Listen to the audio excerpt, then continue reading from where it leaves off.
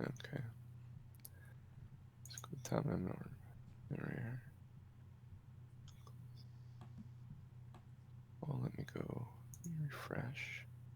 So you should be live. Hey, yeah, there you are. There we are. How about them apples? I am way off center on my screen. Yeah, I know.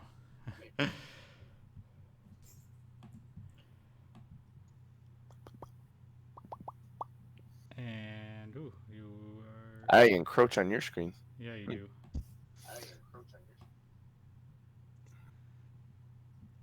There we go. It's a little better. I don't know why OBS insists on. There. Now you need to do is turn your camera towards you more. Hey guys. This way, maybe. Hey friendly people Yeah, on the that's. internet. Hello, everybody. Oh Jesus. Two nerds. Welcome One to quest. me, Homestar. What a. I'm getting lots of feedback on you, probably Yeah. from your Yeah. Twitch stream. Let's turn that down, and I'm just trying to pop the chat out here, wherever the hell the chat is. Watch. Oh, here's the chat. And then settings. And pop out. Okay, and then we take you and we put you over here. Oops. Oh, good gravy. So this is Two Nerds One Quest. This is our D&D session that we started doing about 5 weeks ago. I think this is session number 5. Is it 5 really? Are we on 5 already? Yeah. Holy Funny crap. how that works, huh? Yeah. Oh yeah, we had the one where the goblin killed you, and then the one where The one where the Manticore almost killed me. Manticore almost killed you and nearly killed Ellie. And then I don't want you going full screen. That's and Norm has some dogs that can be loud if something goes walking by. So I'm just making a couple adjustments to chat and stuff here. We will get going. Bring this down. I can message Norm stuff then. Oh no, that's not what I wanted. I don't want to join the Hangout. I want to write stuff to him.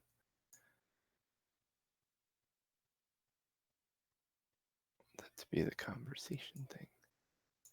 That's what I want. Haha. No, I don't want that to go full either. Damn it.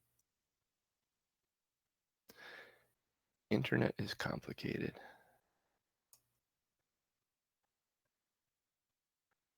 There we go. So I got that. All right, cool. Can I move this? Yes, I can. Fantastic. All right. I am frozen here. Let me take this to the candy shop.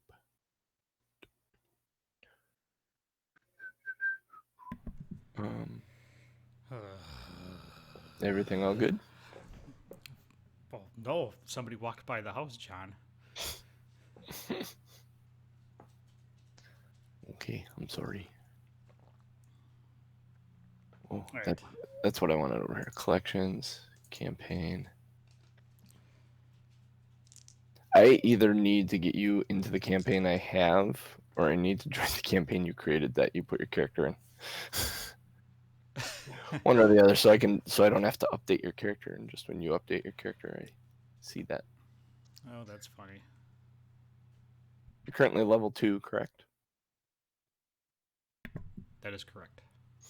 And you currently just dodged a crossbow bolt. I currently just dodged a crossbow bolt. All right, let me just find Ellie's, and I gotta make Ellie. I really do. There's a lot I gotta do here. I should just take some time today to make this game better. It's the life of Dungeon Master. You could always do more to make it a little bit better. But if you do too much, then you end up just wasting your time, because sometimes you don't see half the shit you prepare for. Fair enough. Take my Alright. Friday night group, for instance. They've skipped half of the dungeon they're in, basically, right now. But the thing is you never know what rooms they're going into, so it's... You gotta prep them all. I suppose that makes sense. Game rules. Where am I gonna find this? Sources. Source books. So I tried pulling up the map like I had last week, and it just is not cooperating. Do you want me to send you... No, I mean, I have the maps. It's just not... Okay. Basic rules. Is it in the basic rules? Tools. Character builder. Nope. I want to check this. I'm gonna do a quick search here. What are you looking for? The sidekick stats. Huh. Which... Sidekick level.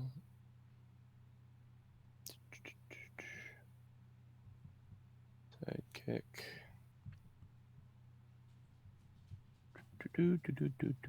All right. So you were standing. You came around the corner. Do you have the map up? Oh, I'm missing you. So somehow. Oh, here. Yeah, I have the map up. Do you remember where you were standing? Yes. Yes.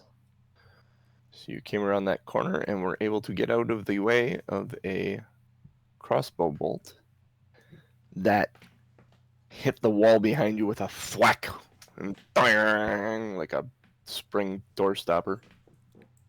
And you hear this, it works. And you see at the end of, well, not at the end of the hall, this hallway leads forward into a room where there's a contraption sitting on the floor. And from the ground, you're looking at it, and there are crossbows, like heavy crossbows, all attached together to a chair configuration that sits in the middle that has a small elderly gnome with wild white hair, kind of balding in the middle, but out to the very dark brown style white hair, and this big puffy white goatee. And he's in there in a white coat, and he's just spinning around and shooting these crossbows at things. And you notice as you watch it, as he's spinning around, it seems as he turns from one, there's some mechanism on the chair that when he turns his back to a crossbow, it reloads it. The chair, somehow, the mechanism will reload the crossbow while his back is to it, and he's firing a different crossbow. So he's swiveling, and you hear this click, click, click, chunk, and he shoots another crossbow bolt. And he's just swiveling, and he's got his back to you right now. And you see this thing being reloaded. And it's dawning on you that he's going to turn 2 more times and then he's going to shoot again. What would you like to do? Well, I already pushed Ellie back behind the corner. Like, I pushed her down, right? Yep, you pushed her back that hallway. Okay, so I'm going to jump back behind that corner and yell at him, "Hey, we're incoming." You hear click, click, click, thunk, click, click, click, click, click, click, thunk. The bolt hits the wall in front of you again, and now you notice that there's like 4 or 5 of them there. Not all of them stuck in the wall, but there's some laying on the floor. You understand now, he doesn't seem to have heard you, but based on what you saw before, you know you have a little bit of time to get down the hallway into that room if you would like to try. Or there are other entrances to Gnomegard if you want to. If I want to bypass.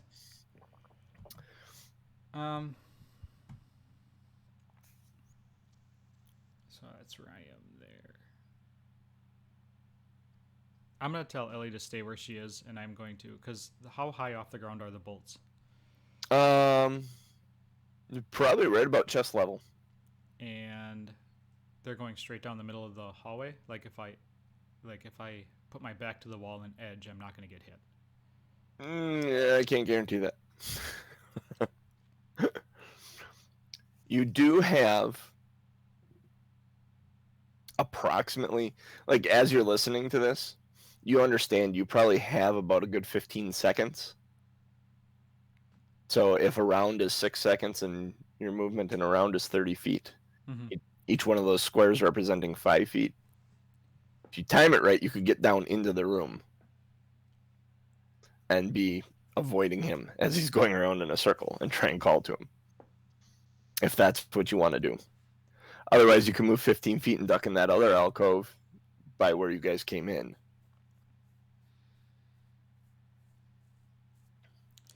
So I'm going to wait for the next bolt to get shot, and then I'm going to rush at, or no, I'm going to go into that other hallway and then wait for another bolt to be shot and then rush at him. Okay. So the next bolt comes around, thunk, and that one kind of hits the wall and just kind of scatters. It doesn't stick. Lands on the ground. You go that time with relative ease to get down to the next hallway. He's sitting in his chair laughing as this is, like, he seems to be enjoying himself. Like, maybe that... I'll roll an insight check. Ooh.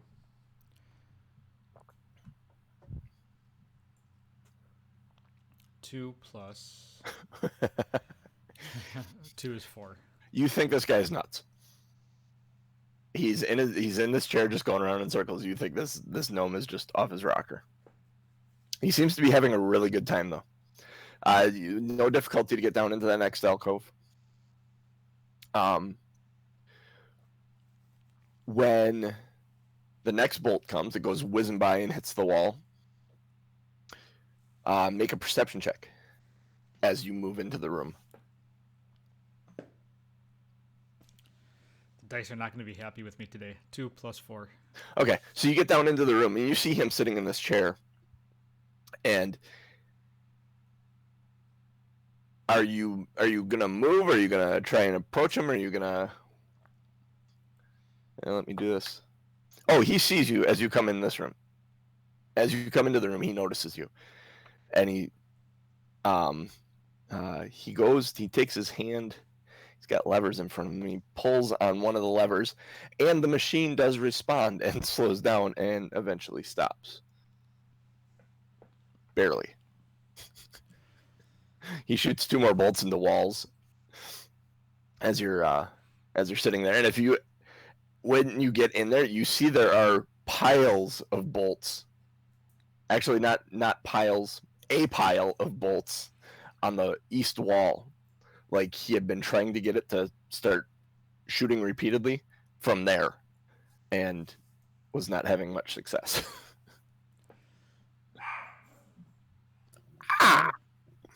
Hello? Hi. I'm You're Aronan. I'm Aronan. You're a tall one. Yeah, I sure am.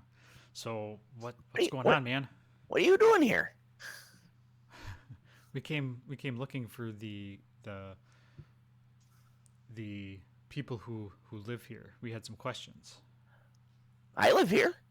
Yeah, you do. Yeah, but you should probably talk. You should probably talk to not me.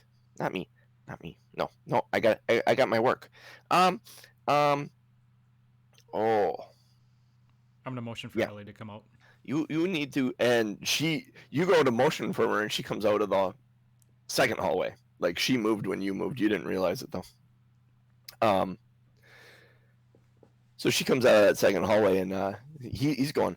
I need to get back to my work, but Fiddlestib and Devilbob in their workshop. They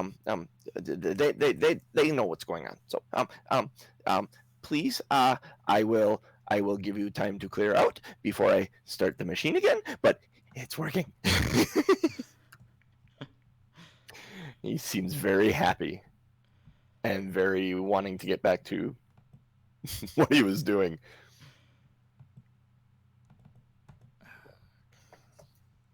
All right. So this guy is off his rocker. He jumps down out of the thing with a flourish and lands and goes running up the hallway, and you see him start grabbing all the crossbow bolts off the wall. So I'm And gonna ask. I'm gonna ask him what he's doing. Like what's he working on?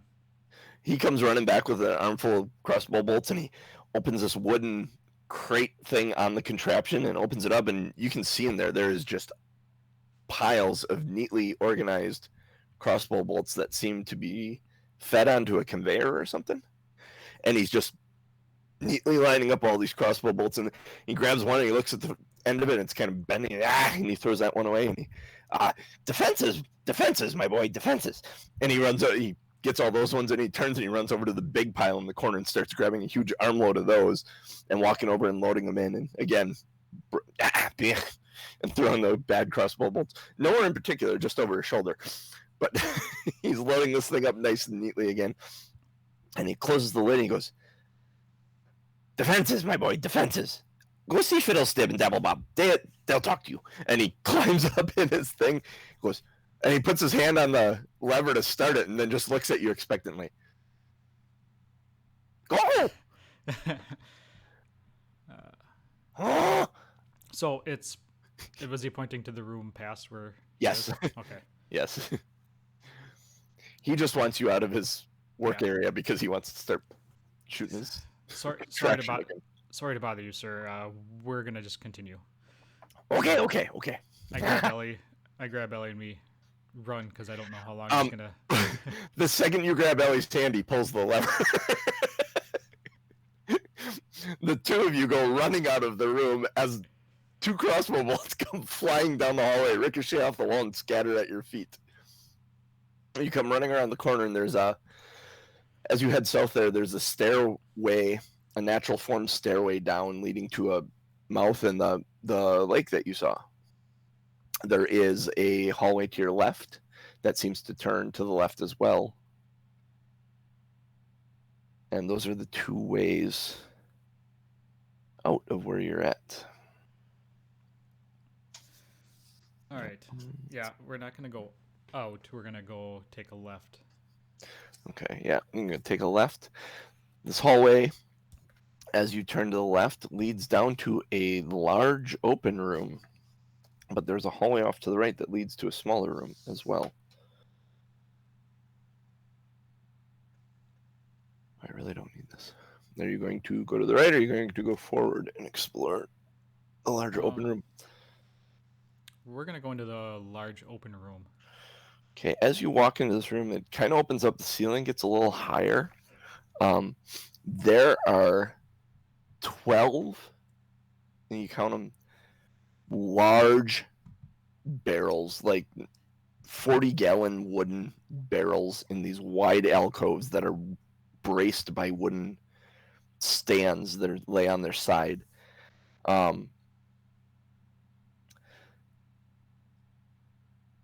Is there any markings on them? Is there anything, like, are they familiar? As you're looking at them, you notice that a couple of them are are you going left first? Which ones are you looking at? So things about these. So they're around the room. They're around the room in groups of 4, just like that on the map. I'm gonna go look from left to right around the room. Left to right around the room. The first 2 you come across are empty. The next 2 they're tapped, and they seem to have something in them, but they don't seem to be full. There's a little, like, wooden tray below with a dark liquid in it.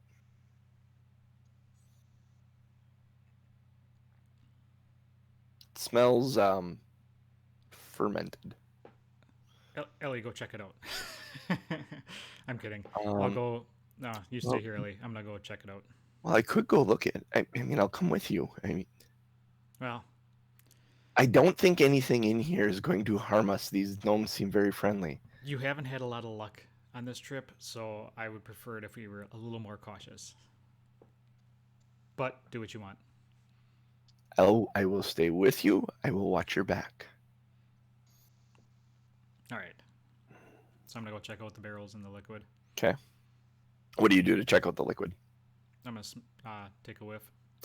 Smelling it, it smells fermented. It almost smells like a pungent wine, some kind, or alcohol.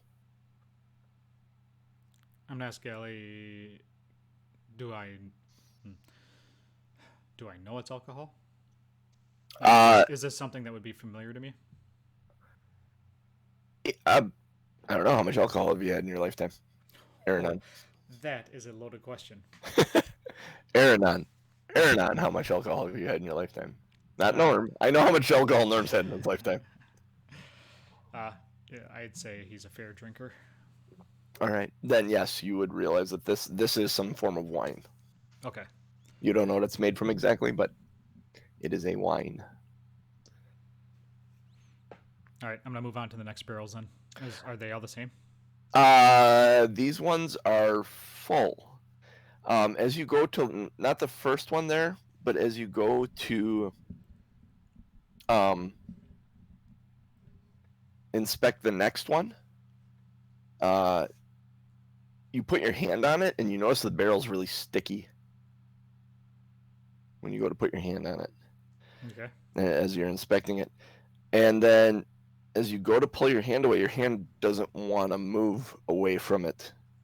And you go to pull your hand away, and the front end of the barrel opens up into a wide, toothy maw, and it tries to bite you. I need you to roll initiative. Oh, shit. I don't like this. Jesus Christ. 2 plus. 2. Oh, jeez. What the hell? Let's see. Plus 3 is 5. 2 plus. Oh, God. This is not going to go well for you guys. Great. Trying to kill us again. Yeah, it seems that way. You had a 5. I did. So it's it. Then you, then Ellie. Because yes, Ellie rolled worse than you. Why am I not surprised? Yeah, I don't know. I gotta make sure I got her hit points right, just so I don't kill you guys. Okay, yeah, that's right. So, and it is going to. I need to hang on 1 second. I'm gonna pull up the stats for it. So it goes to actually bite you, and it is going to 21 to hit. I know that hits. It does. I have 14 armor. Or 14, armor class. You take 6 points of piercing damage. Oh, that's no fun.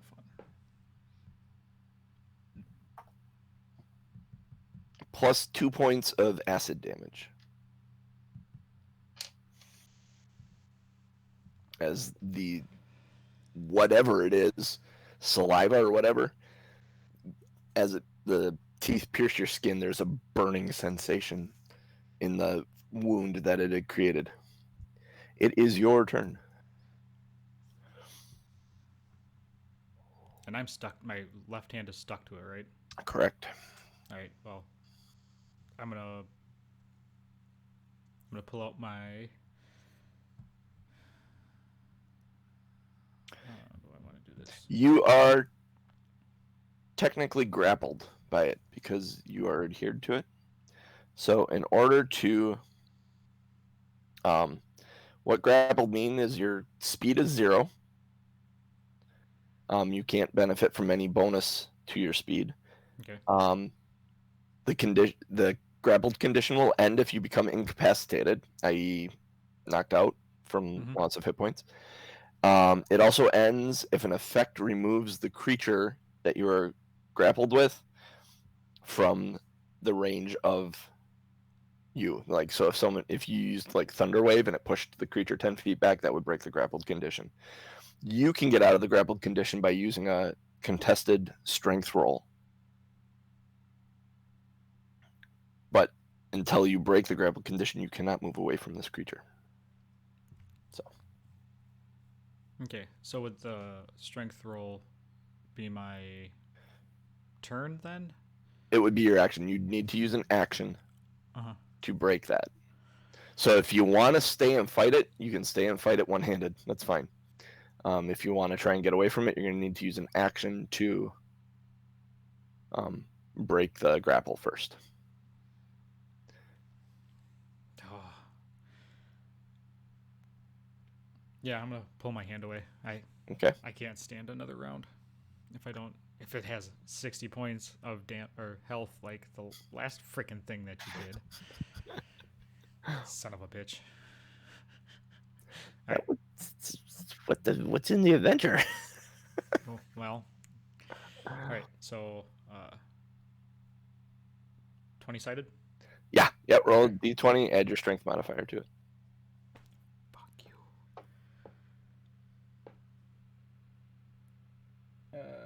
Strength. Of course, my strength is a -1, and I rolled a 3. You rolled a 3. So I had a 2. So 2. So you are plenty stuck to it.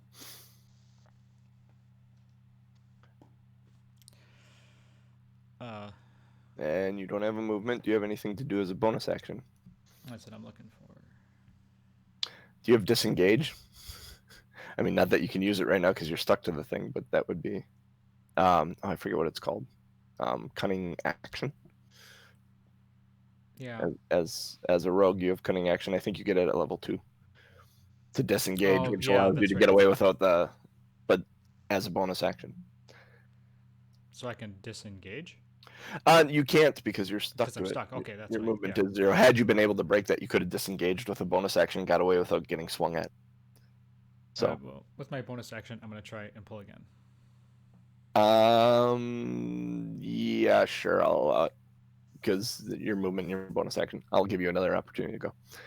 This will be the end of your turn, though. All right.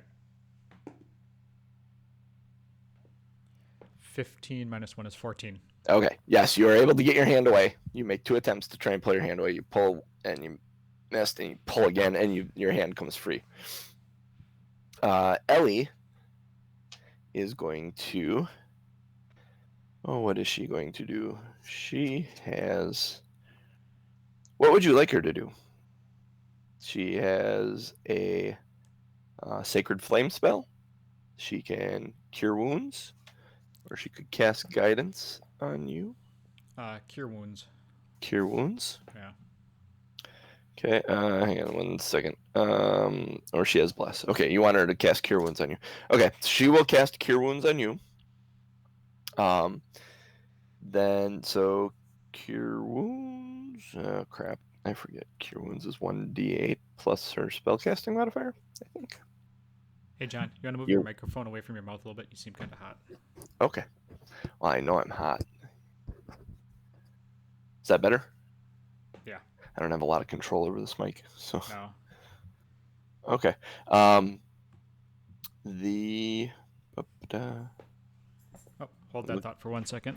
Yep, you do that. I'm gonna look this up. So, this is the problem. I have too many windows open. Oh, I could put it in here. Let's put it in here. This is better. I have 3 different devices going here with trying to control everything. Let's see if I got that. So I got the mimic stats here. I got Ellie stats here. I got combat here.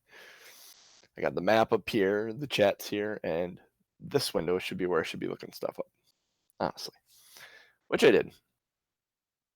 So Ellie is going to be able to 1d8 plus 2.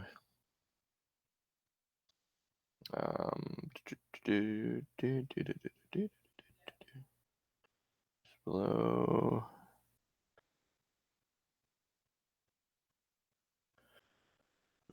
So it's plus 2.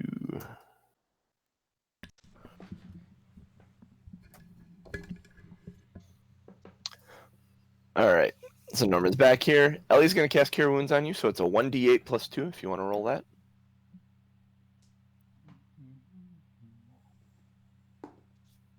7 plus 2 is 9. So you get healed for 9 hit points, but there's something interesting that happens when you do this. And I gotta figure out. I'm gonna get back to this page. I got too many charts I need. When she casts this, the the air kind of shimmers and shines in a way you'd have not seen when she's cast a spell for you before. I need you to roll a d20. 10. 10. As she casts this spell and this magic kind of seems to feed back off her hands, you get your healing the way it normally does. But the energy that comes out of her hands towards you feedbacks and seems to travel over her skin and back over her, and her skin turns blue. Like, she's blue now. Like Smurf blue. And she looks at her hands for a second and is like, What's that mean? God, I hope that's not permanent. And as you're kind of looking and stunned about what just happened, this thing swings at you. For a 13. Armor class 14. So that misses. As it tries to swing this purplish looking tongue out of this mouth at you. It is your go. Yeah. I'm going to disengage. I'm going to jump back. Okay. So you use your bonus action to disengage. How far back are you moving from it? To the mouth of the... To the mouth of the 5, 10, 15, 20. Yeah, you could get right about the mouth of there. Yep. You're about 30 feet away from it. Yeah. What would you like to do then? You have an action. Do you want to pull out your bow as you're moving?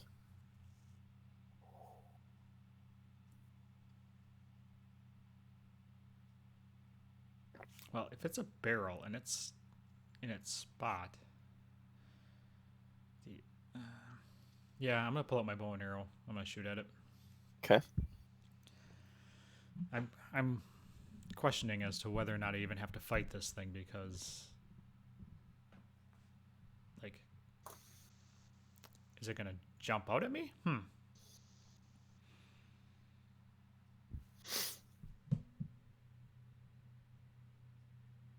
Yeah, I might as well shoot an arrow at it. Okay.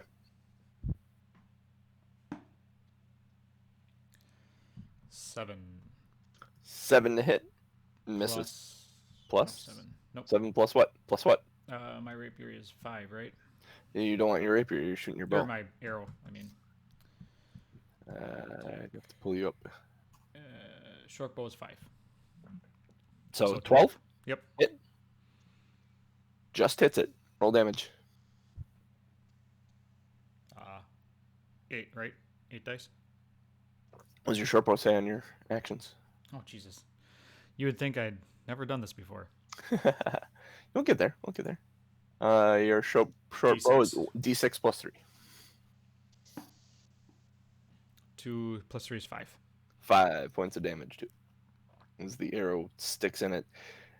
And the arrow hits it on the face of it above where the mouth opened up, and you see these eyes kind of open and blink and look a little woozy as the thing actually kind of gets up on these 2 wooden things and kind of you realize it's mobile. Great. Ellie kind of looks at you and it's attack. How close is she? She's right there next to it, isn't she? She's 10 feet away from it, probably. Close enough to cast Cure Wounds. Yeah, she's 10 feet away from it. So you were between her and it, and she could move away without being attacked. All right. Yeah, I'm gonna have her move over by me. over by you, and then Firebolt, I assume? Or Yeah. not Firebolt, Sacred Flame? Yes. Okay. I really just need to pull all this crap up. I will get Ellie's character sheet put together here soon. I keep saying that every week. So she will make a... Oh no, it needs to make a dex save throw. What is its dexterity? Its dexterity is... So that's 10 against her save, which is 12, I believe. Spell save. DC 12, yep. So it fails its save, so roll a d8 for her damage.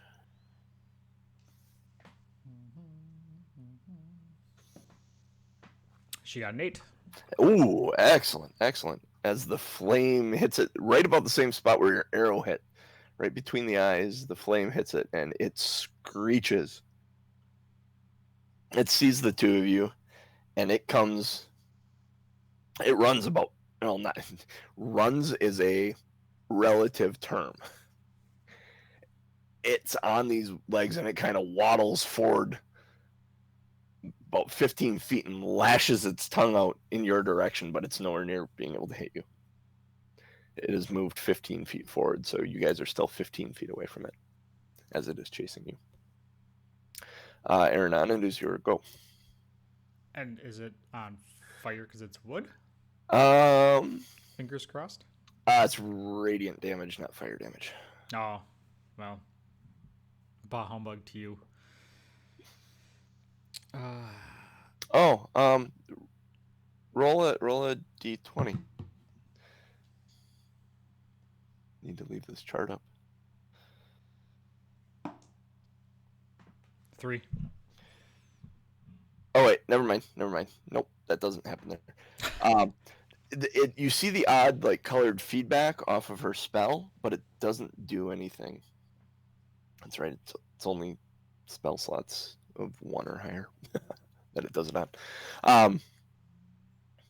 So it moves forward. It is your go, Aronan. All right, I'm going to.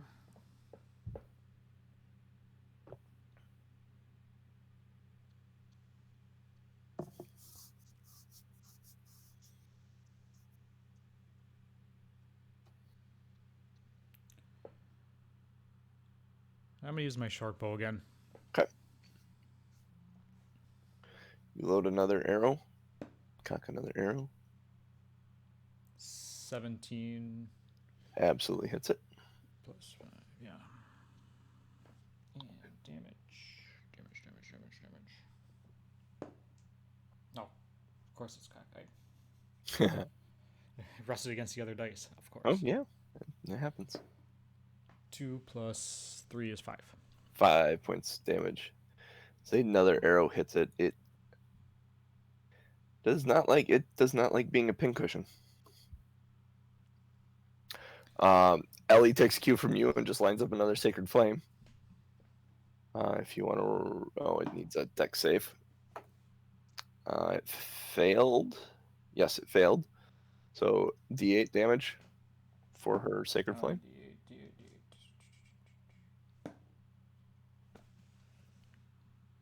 1. 1. All right. Back to she actually, after she casts her sacred flame, she backs away another 15 feet down that hallway.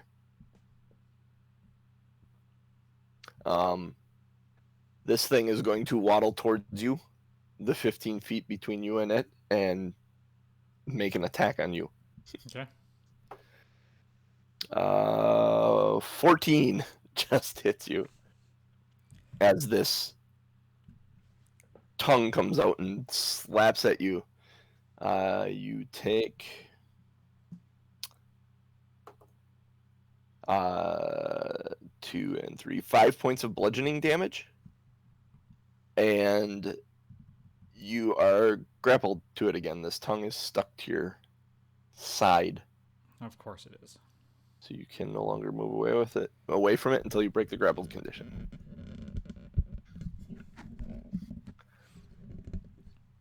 All right. I am going to pull out my rapier. Okay. And hack off its tongue. Try and hack off its tongue. Sure. Okay. Make an attack roll. 10 plus 5, 15. 15, you swing at its tongue. You actually miss its tongue, but you do connect with the creature. So go ahead and roll your damage. 6. 6 damage to it. Plus. Oh, yeah, plus your Plus 3 is. 9. Oh, you know what? I need to roll a d8. Oh, that would be a good idea. You weren't using a d8? Oh, Jesus. I should have stuck with the d6. 1 plus 3 is 4. 4. Sometimes it's better to not saying it's right, but, you know. Thank you for being honest. Ellie, from her position, is going to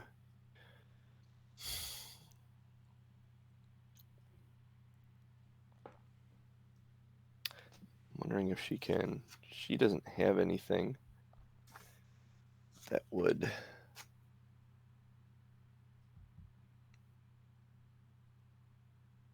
push it away. Nope.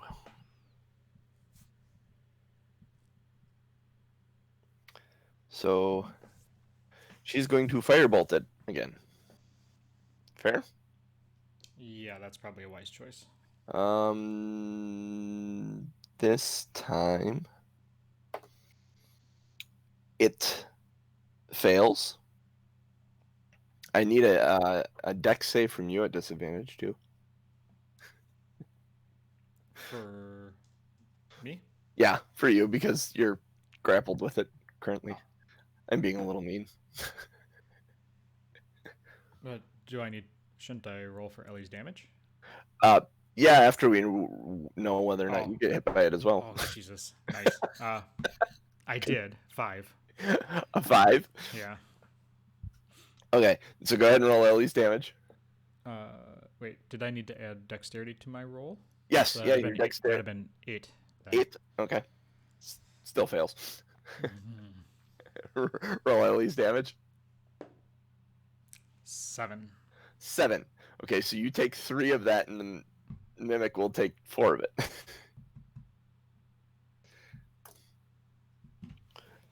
You hear her mutter something under her breath that actually catches you by surprise. Like, she, cursed.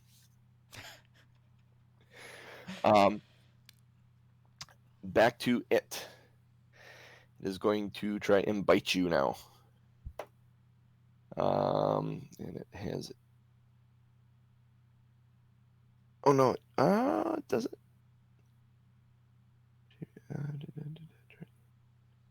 I thought it had advantage if it had you grappled.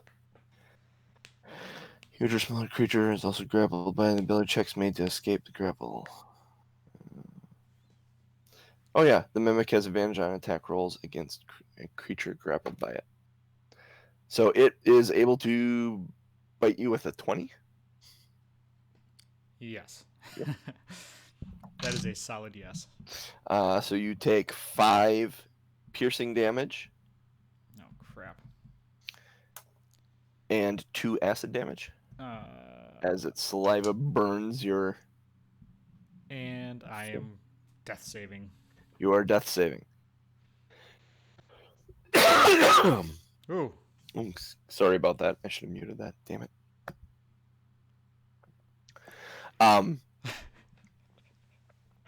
When you fall unconscious, you fall to the ground. It lets you fall to the ground and turns its focus on Elli. It moves 15 feet towards her.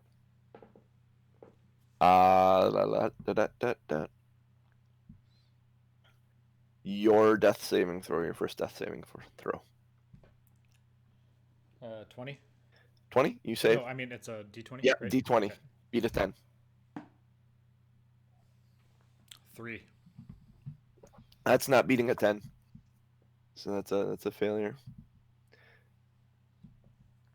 All right. Elli, seeing you on the ground, seeing it coming towards her, I'm going to make an insight check.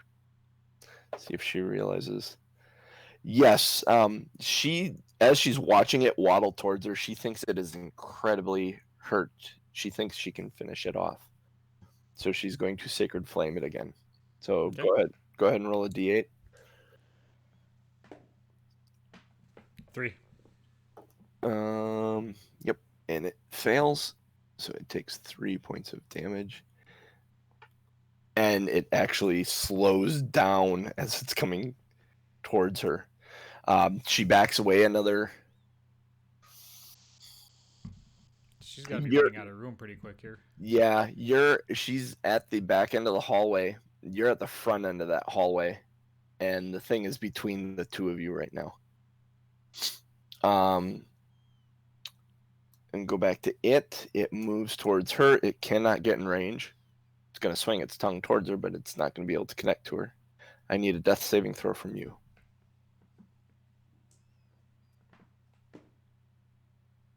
17. 17, that's a success. One of each. Back to Elli. She's going to give it one more try. Yep. She's trying to just stay out of the range of it, so she's going to keep Sacred Flaming to hit it. It does not save well. It is not saving. Go ahead and roll a D8 for the damage. 2. 2. The Sacred Flame hits it, and it right in the mouth, open mouth of it, and the light from the inside just kind of seems to seep out the eyes and mouth of it and the seams of this barrel, and it slumps forward on the floor. She runs instantly towards you, jumps this creature, slides in next to you, puts both of her hands on you, and casts Cure Wounds for her second time. And she's out of spell slots, but I need a D20 rolled by you because the magic of this place may mess with her again. Oh, it really messed with her. 1. A 1? Yep. There's a little bit of feedback, but nothing happens. So, no, 20 is the one where it really messes with her because I get to choose something then. Oh. But go ahead and roll the 1d8 plus 2 for your hit points that you get back. 3 plus 2 is 5. So you get 5 hit points back and you are stable and alive. She looks at you and smiles and says, "We need to quit making a habit of this." Yeah, we do. She offers a handout to help you up off the ground. Have you ever fought one of those before? I've never seen one of those before. I've heard of them. I've never fought one before. I assume it's a mimic, a shape changer. And as you turn and look at it, it no longer looks like a barrel in the hall. It just kind of looks like a pile of gray ooze. That, like, you ever see that really ugly pile, that puddle fish thing? Oh, yeah. Yeah, it looks kind of like that sitting in the hallway. Just a goopy mess of garbage. Yes. Roll an insight check.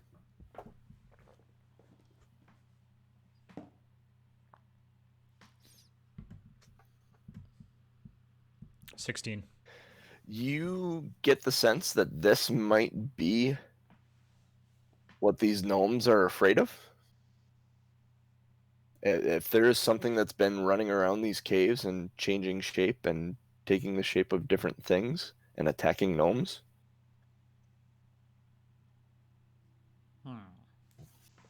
Interesting. she looks at her hands as she's looking at you. She says, "Is this on my face and everything?" And it is. So I'm gonna say, listen up, Smurfette. No time to worry about that now. Seriously, I hope this is not permanent. If it's permanent, we'll find a way to dye you back. Can't be that hard. You don't know much about magic, do you? Not a damn thing. It's apparent. Well, I'm gonna poke around the other barrels just to see if. bunch of full barrels of wine. Are you looking for another fight, Aaron? I don't know if I'd recommend that. You only have 5 hit points, and she's out of spell slots. No. Okay. She goes over to the creature and she's kind of looking at it, and she doesn't know.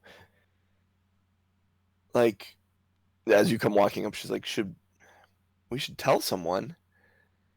I'd like to take it with us to prove that it was us that did this. Is there anything left of it? I thought it was just a bunch of ooze. Well, it's an oozy, like, if you poke at it, there's like structure to it underneath, but it's not like rigid structure like joints. Okay. It has like bones within it, but you can tell that there's muscle that actually contorts it. It's very strange. It's like loose bones inside a sack of a bunch of muscles. All right, so I'm gonna take a trophy off of it or something that I can use as proof. Okay. You cut away a hunk of it, and it's a hunk of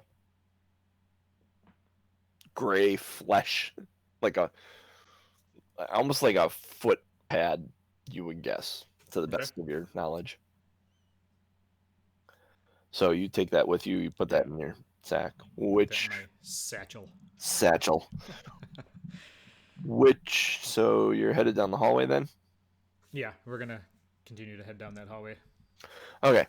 So as you head down to this next area,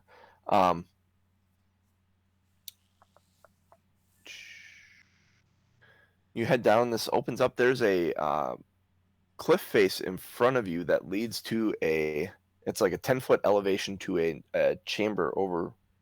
little chamber overlooking this room. You see a hallway off to the left, and there are 2 gnomes standing on that ledge. One of them calls out, a female gnome voice calls out, do you speak Gnomish? I do not think so. I think I had picked Dwarven, I thought, or something. No, it was orc. Orc? Okay. I could actually look at this too. Elvish Goblin. Common Elvish Goblin and Thieves' Cant. Is what you... Right. Is it under description, or where is it? It's under your ability, saves, senses, proficiencies, languages. There we go. Languages. Yep. That's at the bottom. Side. Bottom and the left. Yeah, I was looking at that giant box with actions, equipment, features. Oh yeah. So she yells out in a unknown language to you. And then the other one, the male, yells, "Who goes there?" In common, you understand what he's saying. All right. I'm Aronan, and this is Elli. I think we just took care of your problem. I think we just saved your Gnomegard from a mimic. Prove you're not the mimic, he says. So I'm gonna hold up the gelatinous goo and say, "This is what's left. The rest of his body is behind us." I need you to make a persuasion check. You can have it at advantage as well. So D20 twice, take the higher roll, and then add your charisma persuasion skill to it. Should be plus 16. 3. 16? Okay. Yes. Yep. Okay. I stay there. I'll be right down. And you hear coming from the hallway to the left this ching ching ching ching ching as this little gnome in this set of armor comes running down the stairs with a spear. My name is Pog. You killed the shape changer? Yes, we did. Where is it? You have what is that? That's gross. It is gross, and the rest of him is gross too. The rest of him looks just like this. Where is it? Where is it? I'm gonna Want to make sure it's dead. I'm gonna take him over to the. Okay, so he kind of, as he's approaching it, he sees it and he's like, "Oh, ooh," and he takes his spear and he like pokes at it a couple times, cutting into the flesh of it. Yeah. Yep. Definitely dead. Definitely dead. Yes. Okay. Yeah. All right. I will take you to see I will take you to see no I'll take you to see Fiddlestib, and maybe Devil Bob. They're working together. What? Follow me. He kind of walks away. All right, we're gonna follow. He walks into that main room again and looks up on the ledge and says, "Ula, I'm going to take them to. They killed the shape changer is down the hall. There, back there. He's gross. Go watch it so it doesn't move. But I think it's dead. So, I'm taking them to see Fiddlestib and Devil Bob. They killed it. They have a trophy. Yes. So we may be safe." And she looks at him and goes, "I'll go watch it. I don't know if we're safe though. So you be careful." She comes down and wanders off the hallway. She's kind of like side eyeing the two of you as she does. All right, follow me. And he goes walking down that staircase out into the main area where the bridge was that you saw over the waterfall, or the waterfall falling down right next to that bridge. And he gets on the bridge and he walks across it like, hey, just kind of goes normally, just right over it. Is it like a rope bridge or is it like a? Yep, it's like a rope bridge with wooden planks in it. Okay. It's sturdy enough. You being Elvin and Ellie being a lightweight female human. She didn't gain weight by turning blue, did she? No. And her skin is still blue, and she seems mildly concerned about this the whole time, like she's thinking about how to get rid of this. As you get across the bridge, and she kind of grabs your hand for a second. She said, "They don't want to take us to the king?" The king? That's weird. Like he was going to say king, and then he didn't say king. Yeah, I noticed that. I'm just gonna let it play out. I'm wondering if the king is sick or hurt. Or maybe they're protecting him from, from us. Yeah. I don't know. I'm just gonna play along with it for a while and see what happens. Yeah, keep a wary eye open. As you walk up the steps, there are what basically look like large turnstiles of very, very sharp blades. And you see him pull out a little device, and he hits a button on this device, and you see this little glowy hand kind of jump up out of it and just kind of go bobbing through the blades over to the other side, and it goes around the corner, and you hear a click, and the blades stop. Like Thing? Like the Addams Family Thing? Except ethereal, and it kind of floats in the air. Exactly like Thing, but it's like a blue glowy ghost. Like think about Jedi ghosts, Okay. but it looks like Thing, and it floats through the air. Thing Force Ghost? Exactly, a Thing Force ghost. It goes over and it goes around the corner. You see it disappear on the corner, but then there's a sudden click, and the spinning blades stop. These things are spinning on their own, looking basically like to chop anything that would come through. So he says, "Come, follow me," and he walks in to navigate it. As you get to the other side of the spinning blades, once you and Ellie are both clear, he grabs a lever on the wall and throws it upward, and the blade starts spinning again. That's a hell of a defense system you got there. Yes. That keeps unwanteds out. So, be glad you're with me. We appreciate you taking us.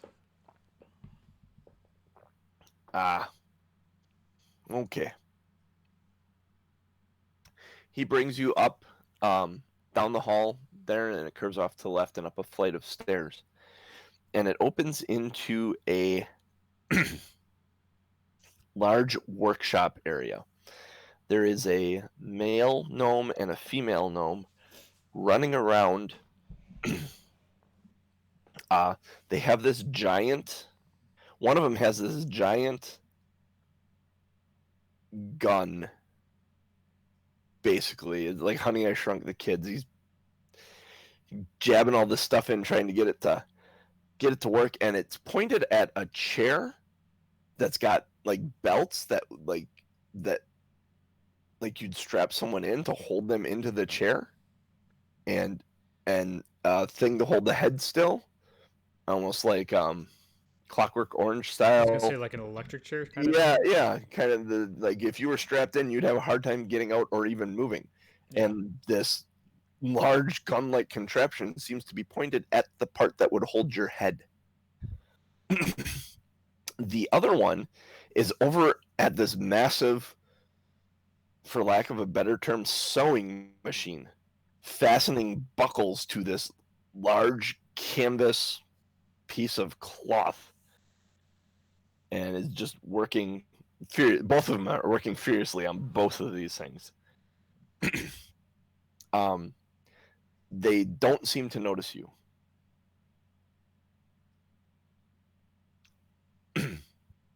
I'm gonna wait for the for the gnome to do his thing. His name's Pog. I gotta write that down. It's Pog. Kind of walks up and walks over to the one and the male who's working on the gun, and fiddle step, and he's just going to them. Yeah. What do you want? I need to get this sanity ray working. But we have friends. And he sits up straight for a moment and turns and friends. Yes. They took care of the shape changer. Really? And he kind of turns and he looks to see you guys. Hello. I am Fiddlestib. My associate here says you took care of the shape changer. Yeah. We kind of got lost in one of your rooms and it attacked us. Ooh. You're still alive. Yes, we are. That is good. That is better than the gnomes have done. We used to be 22. Now we are 20. We have lost two to the shape changer. I have confidence that after walking past your giant bolt gun, that you'll be able to take care of yourselves from here on out. Oh, yeah. Yeah, we let him build over there. He's isolated that way. He doesn't hurt anybody. He tends to get lost in the excitement when the invention starts working. Yeah, I noticed. He loses focus of the world for a while. Uh, have you ever dealt with anyone that's been crazy? Like, not all there? I've talked to a few in my time. Like, have you been able to get them back to being all there? Maybe? Unfortunately, I usually leave them be. If he's not hurting you or anybody else, I think he's fine. Oh, you sound like you agree with her. And he puts his thumb over the shoulder to the female gnome, who is furiously putting buckles on this piece of canvas. All right. Well, you go talk to her then. I'm going to try and get this working. And he goes back to digging, attaching stuff and fiddling with this gun that you see in front of you. All right, so I'm going to go over and introduce myself. I am Aronan, and this is Elli. Huh? And she turns and looks up. It's like Maz Kanata, like fucking Giant big, goggles. Giant goggles. Oh, and she puts them up. Hello. Can I help you? Yeah, we took care of that mimic for you guys. We just made sure your Gnomegard was safe. Oh, the shape changer. Yeah. He's not going to bother you anymore. Well, that is definitely good.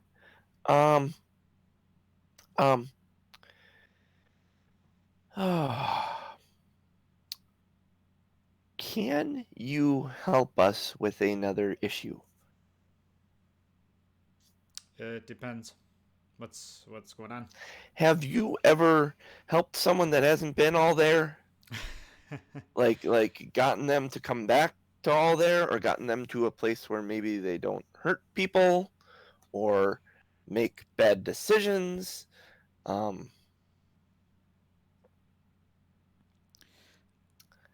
This I've never... And she, as you kind of look and stutter, she goes, this is a straight jacket. It keeps the person straight so they can't move their arms or their legs, so they cannot hurt anybody. What do you think?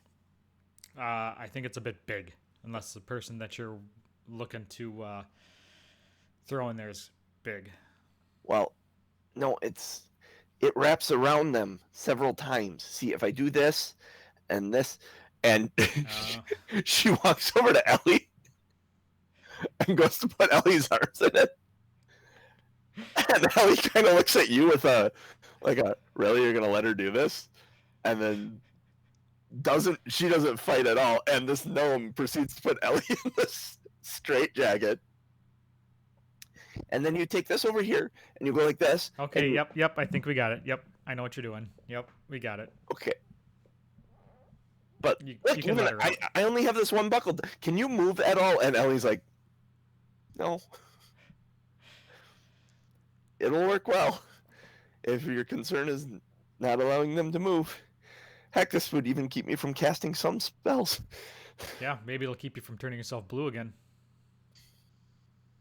She gets real quiet at that moment. The Devil Bob, as she's undoing the jacket, and said, "Oh, the blue's nothing. That will go away in like an hour. Whenever you cast your spell, that's just our magic in the cave. It just does that. I don't know why, but it's weird. It does. You're lucky. It only turned your skin blue. It does much worse things than that." And she See, I told you it'd be fine. and she kind of sighs a little bit with relief, understanding that, oh, okay, this will be all right. There is, as the two of them are kind of working, and they ask for your help.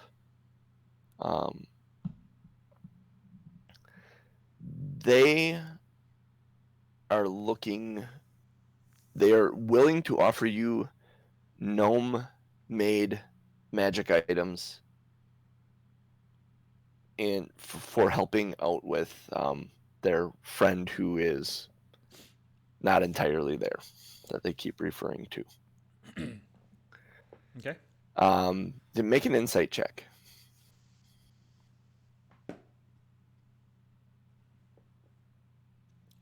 Uh, 6 plus 2 is 8. 6 plus 2 is 8. Yeah, as they go on to describe it, you get the feeling that they're embarrassed by who they're referring to, but you don't get anything about who it is. Like, they both seem like they're embarrassed to mention this person's name or relation to them, or they're hiding something about it, but they want your help. My brain is a working. I'm gonna talk to Ellie real quick. I'm gonna say I think we should do this. We could really use some gear, and we still haven't found what we're looking for yet. Give me 2 seconds. I gotta go look at this. Side note, refresh my memory. We're looking for a magical item, right? We're looking for. Yep, you're looking to bring a magical. He's looking for a magical item from here. But we don't know exactly what it is, right? Correct. Okay.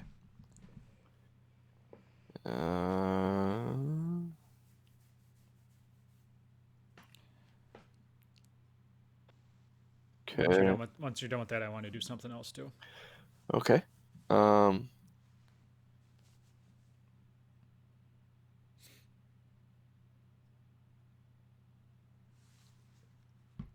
Okay. Yes.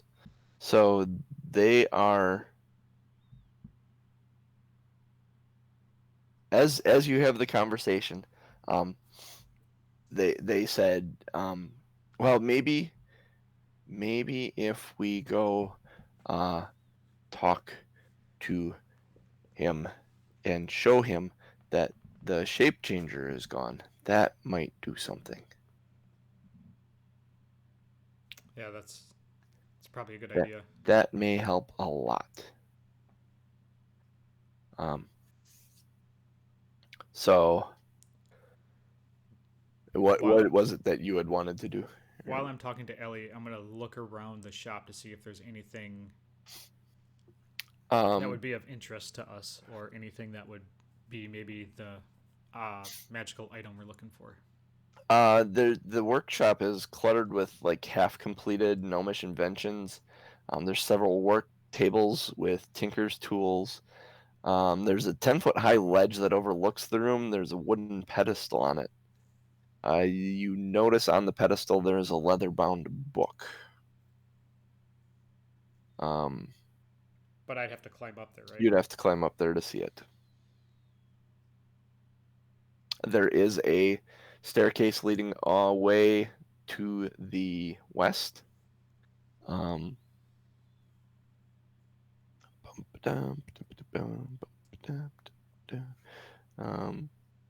You don't see anything that looks like a completed project, though, on any of the tables.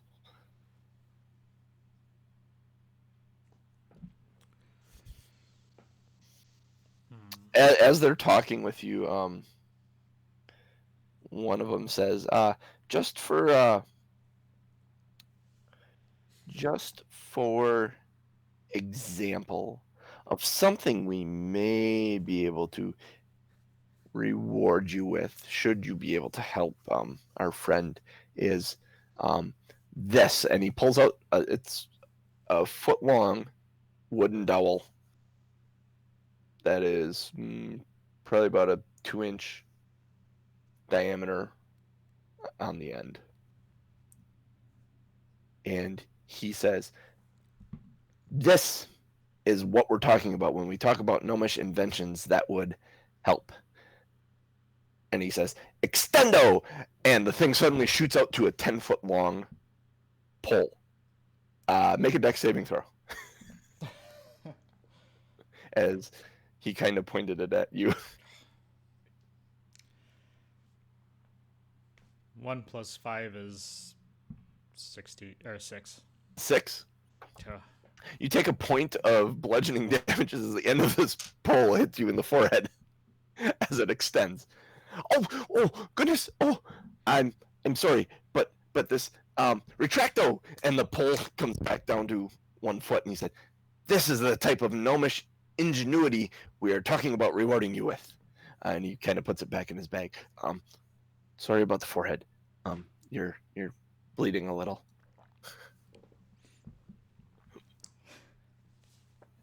And they take. So you agree to go with them to? Yeah, we're gonna go try to talk some sense into him. Okay. They bring you up the stairs into G14. Oh, G14, you don't have the map numbers. They bring you up the stairs to the left there, straight to where the double doors are that open to that room that looks like there's an altar. Mm-hmm. It's not an altar. When those double doors open up and swing open, you see that is 2 thrones. This is a throne room for all intents and purposes, you would assume is the throne room of this kingdom. Yeah. And Dabblebaub goes walking up and around the thrones to the back and hits a couple of rocks on the wall. And then one of them just swings in, revealing a long hallway and into another room at the end of it. And you get into that other room and you see a male gnome sitting on a bed, his head in his hands. It looks like he's been crying and kind of emotional.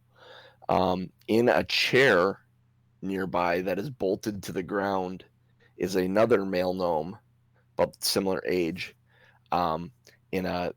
wrapped in a cape, and seems to be, for all intents and purposes, glued to the chair with some sort of sticky glue type thing, and his eyes are wide and he's struggling against this cape. And that is where we'll stop for this week. Wow. That's not the person I thought I was going to be going to help. I assumed they were talking about the guy doing the crossbows, doing the chunks. I assumed that he was going to be the king, that he just lost his mind. And it's amazing how that works. They did give him a name though, so I guess I overlooked that. But yeah, fun stuff. Yeah. Oh, buddy. I think I gotta look at it, but I think. Well, no, we'll get into that because I don't know if I want to give you a long rest here. I don't want to give you a long rest here because you don't have. But I'm trying to think, where you level. I may have to. In the meantime. Yeah, in the meantime, I'll look into that and figure out how we're gonna level and when we're gonna level you. All right, sounds good. Yeah. In the meantime, you can watch us here on Twitch. We have our Twitter account, 2nerds1quest, and I set up a YouTube channel in case you don't have Twitch or don't want to do this. I'm working on setting up the podcast, so that should be coming out as soon as I get the audio levels to where they need to be. yeah, so there's going to be more places to get this soon. So 5 sessions we've had, and 3 of them we've had death saving throws. Mm-hmm. Fun. Jesus. Does everybody else in your other groups have this issue? No. Like on Friday night, I killed the cleric outright. Like, didn't even have death saving throws. I did enough damage to her in one hit to kill her outright. So that's fun. I'm sure she thought it was great. Oh, she's wondering what she's gonna do next, and I'm like, oh, just hang on. We'll have a conversation before the next session. And technically, she's not gonna do anything next. She's dead. well, no, she's got a soul, and I'm still determining where I want the soul to go and what's gonna happen with her interaction with who I have like 2 or 3 different entities I'm thinking of her interacting with in a spiritual form, necessarily with reasons that she could be sent back to her body. So, and that's yeah. If I try and take a small page out of Chris Perkins' book here, he did a lot in the afterlife, so to speak, with some of his characters, because he kills them, and then then they have to find a way back. Then they either got to find a way back, or they come back, or they're not fully who they are when they come back, or so it'll be fun. Excellent. Cool. Well, I look forward to the next session then. I look forward to the next session too, Norm. I'm having a lot of fun here, buddy. Yeah. Thanks. All right, we'll talk to you later. Bye, guys.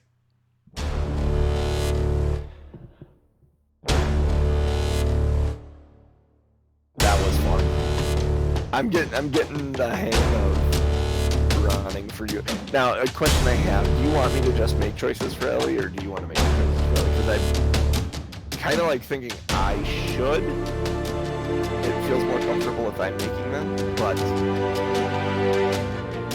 okay.